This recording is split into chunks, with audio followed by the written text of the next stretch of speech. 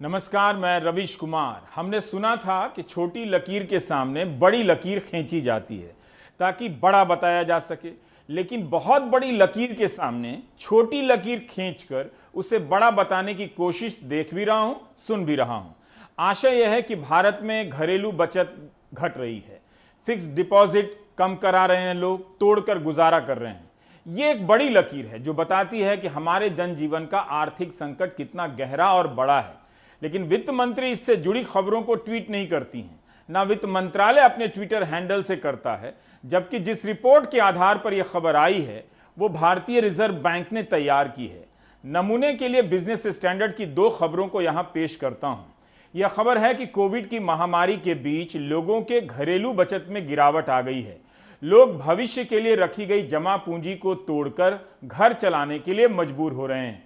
इसी अखबार में यह दूसरी खबर है, विदेशी निवेश में वृद्धि की खबर। यह खबर वित्त मंत्री की आंख का तारा बन जाती है। आज सुबह 9:20 पर निर्मला सीतारमण सबसे पहले इसी को ट्वीट करती हैं। इस खबर में वाहवाही का चांस है तो इसे ट्वीट करती हैं। इन उदाहरणों से कवि यह कहना चाहता है कि आबादी का बड़ा हिस्सा जमा पूंजी निकाल रहा है, उसकी बचत घट रही है। यह पहली खबर होनी चाहिए, लेकिन एक व्यक्ति ने स्कूटर खरीदा है, ऐसी खबर को वित्त मंत्री पहली खबर के रूप में ट्वीट करती हैं। पत्रकारिता के क्लास में इसे बैड एडिटोरियल जजमेंट कहते हैं। Do you get my point? भारतीय रिजर्व बैंक ने अपनी रिपोर्ट में बताया है कि महामारी के इस दौर में लोगों की घरेलू बचत पर बहुत बुरा असर पड़ा है।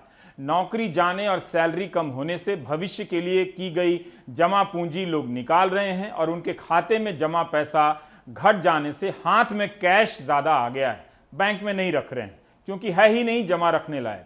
यह अच्छा संकेत नहीं है, क्योंकि यह वो पैसा है जो उन्होंने अपने भविष्य के लिए बचाकर रखा था, जो बचाया जाना चाहिए था।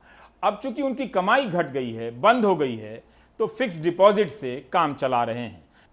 भारतीय रिजर्व बैंक के अनुसार 13 मार्च 2020 के दिन लोगों के हाथ में 5,54,000 करोड़ रुपए थे, जो 21 मई 2020 को बढ़कर 28,62,000 करोड़ रुपए हो गए। 2016-17 में जब नोटबंदी हुई थी तब लोगों के हाथ में 18 लाख करोड़ कैश था, जो अब 28 लाख करोड़ तक हो चुका है।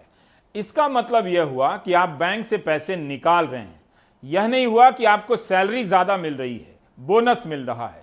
भारतीय रिजर्व बैंक की यह रिपोर्ट बता रही है कि आपकी आर्थिक हालत कैसी है।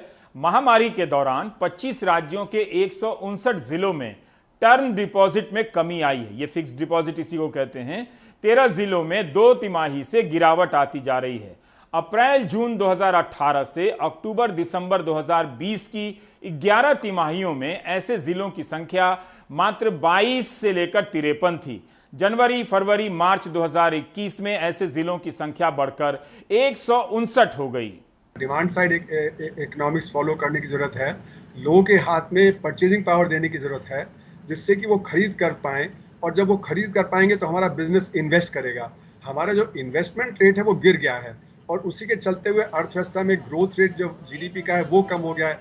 जब लोगों की आमदनी कम हो जाएगी तो बचत भी अपने आप कम हो जाएगी।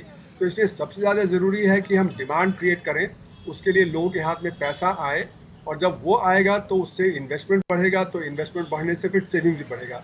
और जो फॉरेन डायरेक्ट इन्वेस्टमेंट है वो तो कुछ ही क्षेत्रों में आएगा, और वो उसमें कैप्चर करने के लिए आएगा कि वो उनको सेक्टर्स को कैप्चर कर ले। जैसे कि जियो में बहुत सारा फॉरेन कैपिटल आ गया है, बहुत सारे बैंक हैं जो प्राइवेट सेक्टर के, उनमें बहुत कैपिटल आ गया है। अभी जैसे पंजाब नेशनल बैंक का जो एक सब्सिडरी है, उसमें पैसा जब काफ़ी आ रहा है, जिससे कि वहाँ पे भी कैप्चर कर लिया जाए। उसी तरह एक और बहुत बड़ी हमारी कंपनी है, अभी उसमें भी मतलब ये पता लगा कि 3 बाहर की कंपनियां जो बहुत बड़ा पैसा डाल रही थी, तो अब जब वहाँ पे सेबी ने उनको ऊपर कुछ रोक टोक लगा दिया है, तो एकदम से वो बड़ी कंपनी का भी जब जो शेयर मार्केट में प्राइस गिर गया है। तो इस तरह का स्पेकुलेशन बहुत ज़्यादा चल रहा है। तो इसलिए मेरा ये मानना है कि जो हमारा जो इस समय करना चाहिए वो सप्लाई साइड इकोनॉमिक्स की जगह डिमांड साइड पे ध्यान देना चाहिए। जबकि ये फॉरेन कैपिटल के प्रेशर से और हमारे बड़े बड़े बिजनेसमैन उनके प्रेशर से सप्लाई साइड इकोनॉमिक्स हो रहा है, ना कि डिमांड साइड। तो सप्लाई साइड इकोनॉमिक्स तो ऐसा हुआ कि जैसे कि अगर आपका घर जल रहा है तो मैं आपसे आके कहूँ कि अब मैं और दमकल खरीद लूँगा और दमकल घर आपके पास बना दूंगा, तो तब तक तो घर जल जाएगा। आज जो समस्या है तो तुरंत पानी डालने की जरूरत है, ना कि ये कि हम इन्वेस्टमेंट बढ़ा देंगे उसमें बाद में और जो दमकल आ जाएंगे वगैरह वगैरह। तो इसलिए ये जो पॉलिसीज हैं हमारे, जो गरीब आदमी के और देश के हित की हैं, वो फिर हमारे हाथ से बाहर निकल जाती है जब हम ये फॉरेन डायरेक्ट इन्वेस्टमेंट और मल्टीनेशनल कैपिटल के लिए जो अपनी नीतियां बनाते हैं। कायदे से किसी भी सरकार को इस पर चिंतित होना चाहिए। पब्लिक में इसे लेकर बहस हो, इसका प्रयास नहीं दिखता है। वित्त मंत्री ने जिस खबर को ट्वीट किया है यह बताने के लिए कि विदेशी निवेश कितना बढ़ा है, इससे हम लाखों करोड़ों लोगों की हालत को दरकिनार नहीं कर सकते हैं। वित्त मंत्री ने अपने ट्वीट में खास तौर से जिक्र किया है कि जो विदेशी निवेश आया है उसका 31% कर्नाटक में गया है, 19% महाराष्ट्र और दिल्ली में 15%। भारत में पिछले एक साल में विदेशी निवेश में 38% की वृद्धि हुई है। लेकिन इसी खबर में, बिजनेस स्टैंडर्ड की इसी खबर में यह भी लिखा है कि मॉरिशस से सबसे अधिक निवेश आया है 24%, सिंगापुर से 21% और जापान से 11%। एंकर हर विषय का विद्वान नहीं हो सकता है, लेकिन जानना जरूर चाहता है कि मॉरिशस में ऐसी कौन सी औद्योगिक क्रांति हो रही है जहां से विदेशी निवेश आ रहा है। कहीं कागजी कंपनियां बनाकर यहां का पैसा वहां लेकर और फिर वहां से यहां लाकर निवेश के रूप में दिखाने का खेल तो नहीं हो रहा। पनामा पेपर जैसा कोई मामला ना हो जाए इसलिए पूछ रहा हूं। वैसे सरकार कागजी कंपनियों के खिलाफ है, जिसे हम सेल कंपनियां कहते हैं। ऐसा है कि हमारे देश में, जैसे मैंने कहा, कि एक राउंड ट्रिपिंग होता है। लोग अपनी जो काली कमाई है उसको बाहर निकाल लेते हैं और फिर राउंड ट्रिप कर देते हैं जो टैक्स हेवन है, वहाँ से वापस इंडिया में अपने स्टॉक मार्केट में, अपने कंपनियों में लगा देते हैं।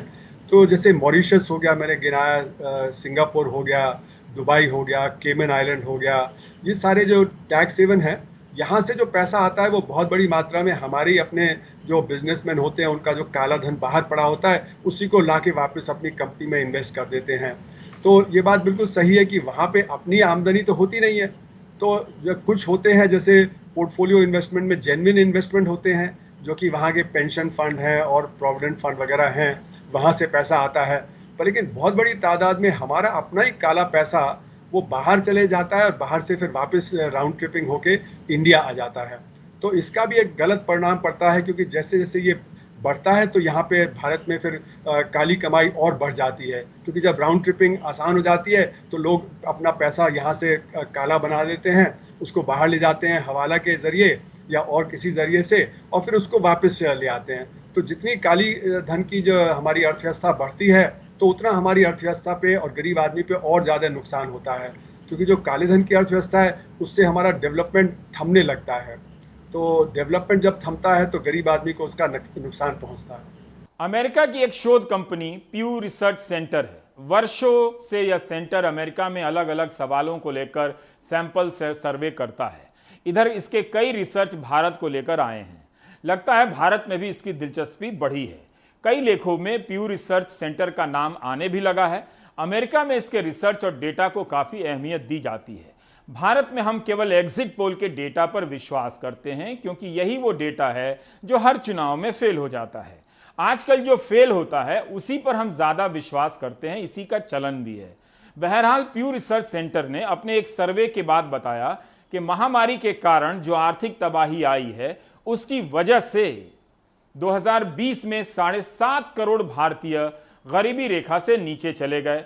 मिडिल क्लास से 3.2 करोड़ लोग घट गए, गरीबी रेखा के नीचे चले गए। तो लोग बचत नहीं कर पा रहे हैं, जो बचाया है उसी से गुजारा कर रहे हैं, और मिडिल क्लास का एक बड़ा हिस्सा गरीबी रेखा से नीचे चला गया है।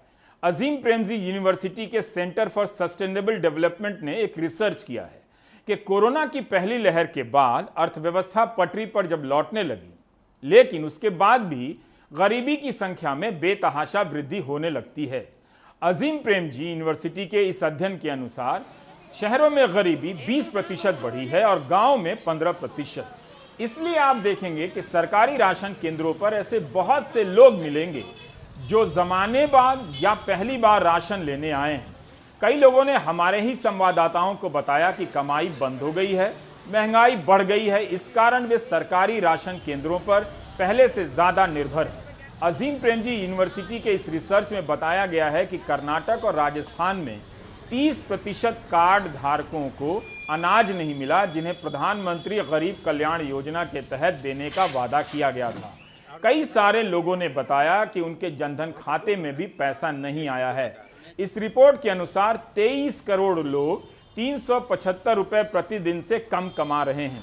जिन महिलाओं का काम छिन गया है उनमें से 46% से अधिक को वापस काम नहीं मिला है। पुरुषों में 7% को दोबारा काम नहीं मिला। जितने लोग सैलरी पर काम करते थे उनमें से आधे दिहाड़ी पर काम करने लगे हैं। चाहे परमानेंट नौकरी वाले हों, अस्थायी हों या कैजुअल हों या दिहाड़ी पर काम करने वाले हों, हर तरह के काम करने वाले ग्रुप में सैलरी की कमी आई है। लोगों से बात करने पर सेंटर फॉर सस्टेनेबल डेवलपमेंट ने सरकार को यह भी बताया है कि अचानक आई इस भयानक गरीबी से लड़ने के लिए क्या करना चाहिए। रिपोर्ट में हम लोग ने कहा है कि जो पीडीएस सिस्टम के तहत लोगों को 5 किलो अतिरिक्त अनाज मुहैया कराया गया था, उसको फिर से लागू किया जाए, जो कि सरकार ने किया है और जो कि नवंबर तक रहेगा।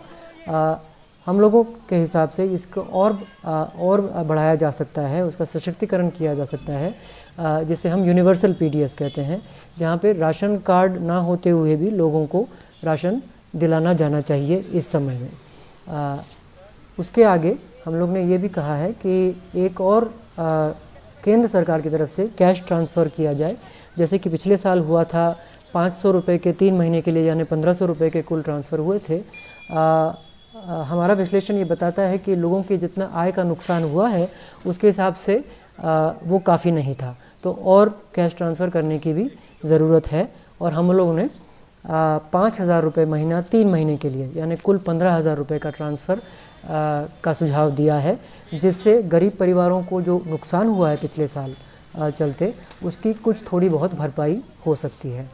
तीसरी बात, मनरेगा जो बहुत अहम कार्यक्रम के रूप में उभरा है पिछले साल में, उसमें पहले से ही आपातकाल में 100 के जगह 150 दिन काम का प्रावधान किया गया है, तो वो अब लागू करना चाहिए और मनरेगा का बजट 1,75,000 करोड़ तक आना चाहिए। साथ ही साथ शहरों में भी मनरेगा रूप का कोई एक रोज़गार गारंटी प्रोग्राम लागू किया जाए, तो शहर में जो असंगठित मजदूर हैं उनके लिए भी एक सेफ्टी नेट क्रिएट किया जा सकता है। कायदे से सरकार को इस तरह के सर्वे कराने चाहिए और डेटा प्रकाशित करने चाहिए थे, लेकिन ऐसा डेटा नहीं है। जबकि नेशनल सैंपल सर्वे का एक पूरा तंत्र है आपके पास, उसकी अपनी विश्वसनीयता है। पिछले 1 साल में जब आबादी का हर तबका प्रभावित हुआ, तब आपने ऐसे किसी सैंपल सर्वे के बारे में सुना? सरकार रोजगार के आंकड़े भी नहीं बताती है। आपके पास रोजगार को लेकर 1-2 जरिया ही है। CMIE का सर्वे ना हो तो बेरोजगारी का डेटा भी ना मिले। अब आते हैं इस सवाल पर, जब बेरोजगारी बढ़ रही है तब कॉरपोरेट का मुनाफा कैसे बढ़ रहा है, और मुनाफा बढ़ रहा है तो निवेश क्यों घट रहा है? GDP में कॉरपोरेट के मुनाफे का हिस्सा 4 साल में अधिकतम स्तर पर है। चोटी की 200 कंपनियों का मुनाफा डबल हो गया है। सितंबर 2019 में कॉरपोरेट टैक्स कम कर दिया गया, 30 से 22% कर दिया गया। मैन्युफैक्चरिंग कंपनी का टैक्स 25 से 15% कर दिया गया। 2 जून को लाइव मिंट में प्रदीप गौड़ की एक खबर छपी है। केंद्र सरकार ने ही वित्त वर्ष 2020-21 का आंकड़ा दिया है, जिसके अनुसार 12 साल में पहली बार ऐसा हुआ है जब सरकार को कॉरपोरेट टैक्स की जगह इनकम टैक्स से अधिक पैसा मिला है। 2020-21 में इनकम टैक्स से 4,69,000 करोड़ की वसूली हुई है, वहीं कॉरपोरेट से 4,57,000 करोड़ टैक्स की ही वसूली हुई है। टैक्स देने के बाद लिस्टेड कंपनियों का मुनाफा 2007-8 के बाद सबसे अधिक है। सरकार को कॉरपोरेट टैक्स से 2020-21 के वित्त वर्ष में जितनी आमदनी हुई है वो 2015-16 के बराबर है। इस मामले में भी 5 साल पीछे जा चुके हैं। एक राय है कि अगर सितंबर 2019 में कॉरपोरेट टैक्स की जगह इनकम टैक्स में कटौती की गई होती तो आज लोगों के हाथ में अधिक पैसा होता, वे खर्च कर पाते और अर्थव्यवस्था में सुधार होता। सरकार ने कॉरपोरेट टैक्स इसलिए घटाया ताकि मेक इन इंडिया को बल मिले। निवेश नहीं हुआ। सरकार ही बताती है कि GDP की तुलना में निवेश का अनुपात न्यूनतम स्तर पर है, 20 सालों में सबसे कम। आपको एक तरफ बताया जाता है कि विदेशी निवेश बढ़ रहा है, लेकिन यह नहीं बताया जाता या वित्त मंत्री इस सूचना को ट्वीट नहीं करती हैं कि कॉरपोरेट का निवेश 20 साल में सबसे कम क्यों है। कॉर्पोरेट टैक्स और इनकम टैक्स दोनों के अंदर जो बहुत सी कॉम्प्लिकेशंस रहती हैं, एग्जेम्पशंस रहते हैं, उसको सिंप्लीफाई करने की जरूरत है। उससे हो सकता है कि टैक्स जो है कलेक्शन वो बढ़े। जैसे कि डायरेक्ट टैक्सेस में अगर आप देखें कि आप 50 करोड़ का घर खरीदें और फिर 50 करोड़ का घर बेचें और उस पैसे से आप 50 करोड़ का एक नया घर खरीद लें, तो आपको कोई टैक्स देने की जरूरत नहीं है, उस पर एग्जेम्पशन है। लेकिन ये बहुत बड़ी इन्वेस्टमेंट्स हैं, तो ये सब एग्जेम्पशंस बहुत ही कॉम्प्लेक्स, बहुत ज्यादा नंबर ऑफ एग्जेम्पशंस हैं। इसकी वजह से क्या इकोनॉमी को फायदा मिल रहा है या नुकसान ही हो रहा है, ये मेरे ख्याल से देखने की ज्यादा जरूरत है।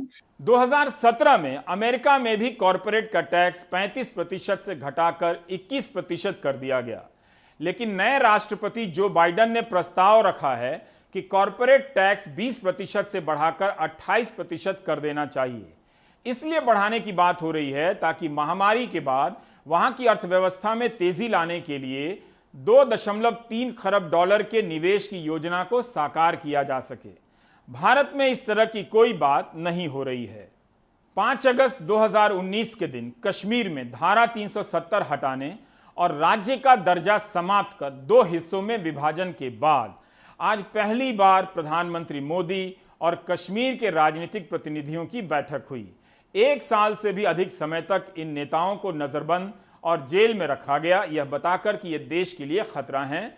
अब यही नेता प्रधानमंत्री के साथ वार्ता की मेज पर बुलाए गए हैं। मेज पर बैठने से पहले तस्वीर साथ साथ खिंचा रहे हैं। आप जानते हैं कि लंबे समय तक कश्मीर घाटी में इंटरनेट और फोन का कनेक्शन बंद था। कोरोना के कारण भारत ने जिस तालाबंदी को देखा, उससे भी सख्त तालाबंदी कश्मीर घाटी के लोग 5 अगस्त 2019 से ही भुगत रहे थे। कोरोना की तालाबंदी में कम से कम फोन तो चल रहा था पूरे भारत में। इंटरनेट की स्पीड कश्मीर के लोगों के लिए सपना हो गया। तब गृहमंत्री अमित शाह ने कहा था कि टेलीफोन का ना होना मानवाधिकार का उल्लंघन नहीं है। संयुक्त राष्ट्र के मुख्यालय की दीवार पर लिखने लायक यह महान वाक्य 29 सितंबर 2019 को बोला गया। दिल्ली के Nehru memorial museum and library में पूर्व नौकरशाहों के एक कार्यक्रम में। कहते कम्युनिकेशन के साधन बंद कर दिए, सारी की सारी लैंडलाइन चालू है और 10,000 नई लैंडलाइन दी है, 6,200 पीसीओ खोले हैं जनता की बात करने के लिए।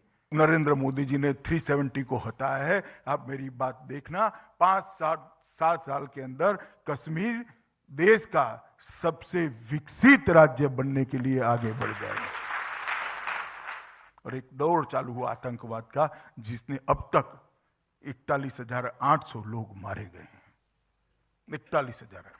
ह्यूमन राइट के सवाल उठाने वालों को मैं पूछना चाहता हूं, 41,800 लोग मारे गए हैं, इनकी विधवाओं के ह्यूमन राइट की कभी आपने चिंता की है? इनके यतीम बच्चों के ह्यूमन राइट की कभी आपने चिंता की है क्या?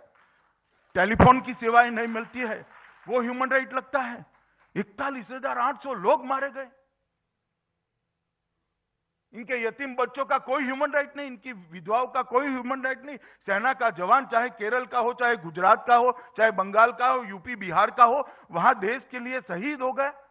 चैंपियन तो इसके भी नहीं है कि कोरोना की दूसरी लहर में मरने वालों की संख्या सही क्यों नहीं बताई जा रही है।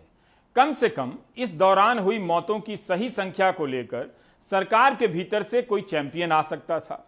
80 लाख आबादी जम्मू कश्मीर में इंटरनेट के बगैर थी। गृहमंत्री अमित शाह के अनुसार टेलीफोन का ना होना मानवाधिकार का उल्लंघन नहीं है। 5 महीने बाद जनवरी 2020 में सुप्रीम कोर्ट ने कहा कि ये मौलिक अधिकार है। अदालत ने कहा कि सरकार धारा 144 का इस्तेमाल कर विचारों की विविधता को नहीं दबा सकती।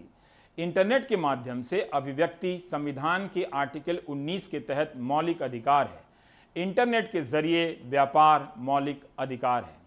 इस आदेश के बाद भी 4G सेवा बहाल होने में 555 दिन लग जाते हैं, 1 साल से ज्यादा। 2G 24 जनवरी को बहाल होती है। जब कोरोना आया तब फाउंडेशन ऑफ मीडिया प्रोफेशनल ने सुप्रीम कोर्ट में याचिका दायर की कि राज्य में 8 महीने से तमाम वेबसाइट पर प्रतिबंध है।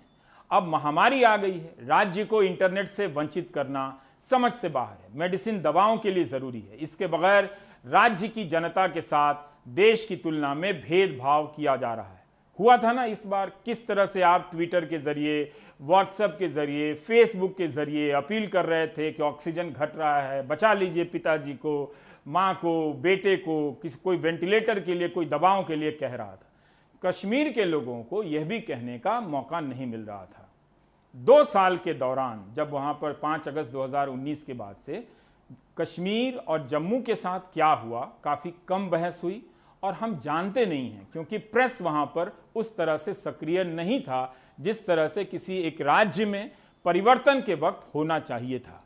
2015 में जम्मू कश्मीर को 80,000 करोड़ के पैकेज का ऐलान किया गया।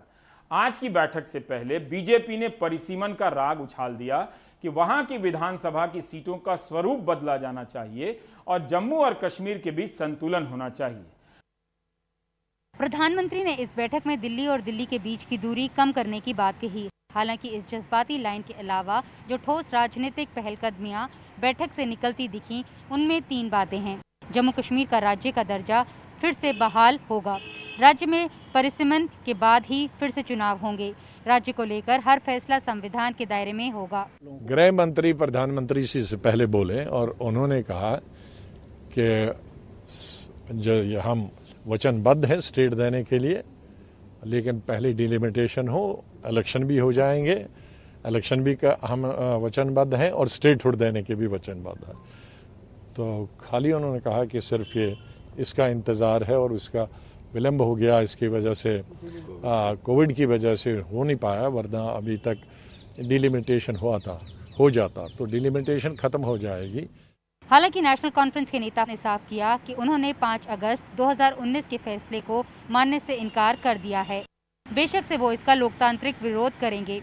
अपनी पार्टी की तरफ से वजीर आजम साहब को और सबको कहा कि जहां तक 5 अगस्त 2019 का फैसला है या जो किया गया, हम उसके साथ नहीं हैं, हम उससे सहमत नहीं हैं, हम उसको कबूल करने के लिए तैयार नहीं हैं। लेकिन उसकी मुखालफत में हम कानून को अपने हाथ में भी लेने के लिए तैयार नहीं हैं। हम अदालत का इस्तेमाल करके, अदालत में जाके अपना पक्ष वहाँ पे रख के इस फैसले के खिलाफ जो है अपनी लड़ाई लड़ेंगे। बैठक के बाद महबूबा मुफ्ती ने भी दोहराया कि जम्मू कश्मीर के विशेष दर्जे को लेकर कोई समझौता नहीं होगा।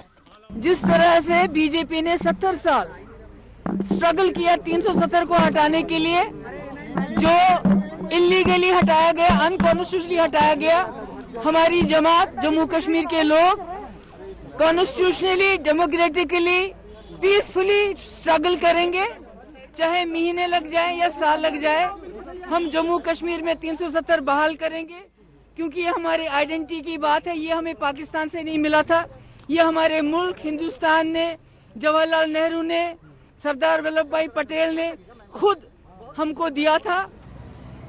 उधर बीजेपी और सरकार से जुड़े नेताओं ने प्रधानमंत्री की पहल की बात की।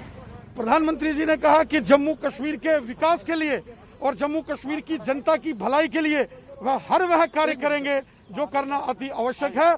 हम हृदय से माननीय प्रधानमंत्री जी का धन्यवाद करते हैं। माना जाता है आज की all party meeting Jammu Kashmir में एक बड़ी अमन प्रक्रिया का हिस्सा है, जिसमें हो रहे पाकिस्तान के साथ पर्दे के पीछे बातचीत, फरवरी में हुई सीज फायर का ऐलान, और जिन लीडरों को कल तक सियासत के हाशिए पे भी जगह नहीं मिलती थी, उन्हें आज प्रधानमंत्री ने पहले सफ में बिठाकर उनके साथ फ़ोटो खींचे।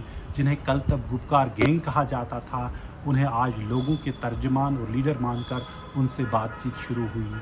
और यह पहली दफ़ा है जब प्रधानमंत्री नरेंद्र मोदी ने अपने ही लिए हुए फैसले पर अपने सियासी मुखालिफिन को बुलाकर उनसे बातचीत का आगाज़ किया। बेशक 5 अगस्त 2019 को अनुच्छेद 376 हटाए जाने के फैसले के बाद गुरुवार की बैठक सरकार के लिहाज से काफ़ी कामयाब कही जा सकती है। आखिर जो नेता सलाखों के पीछे हैं, वे सब बातचीत की मेज पर थे और प्रधानमंत्री बता रहे थे कि कोविड के बाद ये पहली बैठक उन्होंने इतनी बड़ी की है। लेकिन इन 19 महीनों में कश्मीर के कई सवाल हैं जो दिल्ली और श्रीनगर को परेशान करते रहेंगे।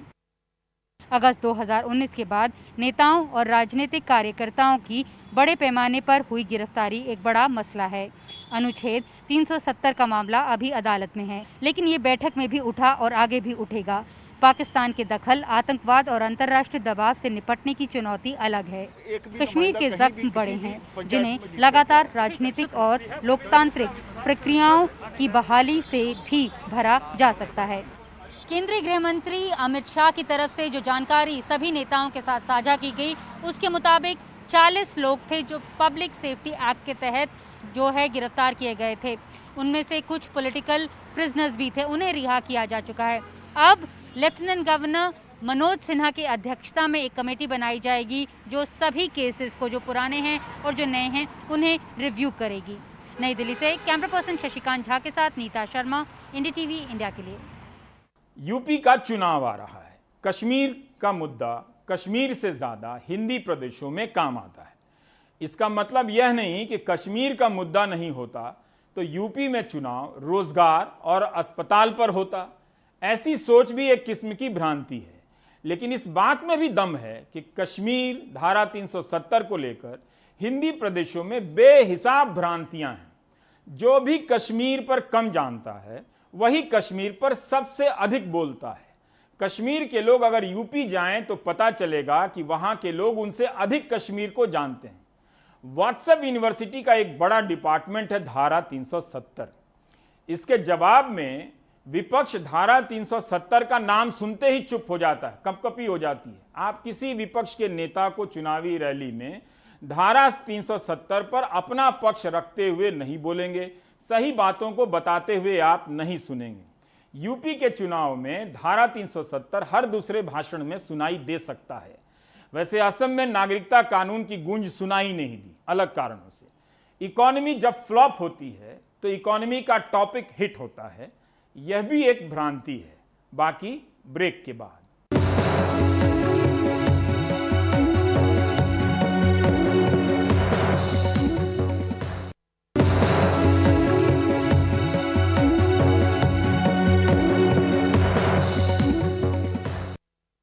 ऑर्डिनेंस फैक्ट्री को 7 निगमों में बांटे जाने की योजना का विरोध हो रहा है।